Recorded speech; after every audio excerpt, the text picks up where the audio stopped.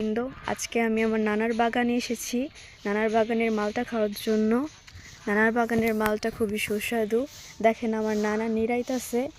নানা, আমরা তো মালটা খেতে আসছিলাম, আপনার এখানে কি মালটা আছে নাকি? আরে কিছু কিছু গাছে এখনো আছে, একটা দুইটা করে। আমি প্রিয় দর্শকবৃন্দ, আমি পরিষ্কার করতে আসি। দেখে এই যে কোদাল, এই যে গামলা, এই যে পিসা, বাগান পরিষ্কারে ব্যস্ত আছি। আপনাদের ভিডিওটা ভালো লাগলে সঙ্গেই থাকবেন। সকলকে ধন্যবাদ। এইবার আমি কিভাবে মালটা পারি আপনারা দেখতে থাকুন।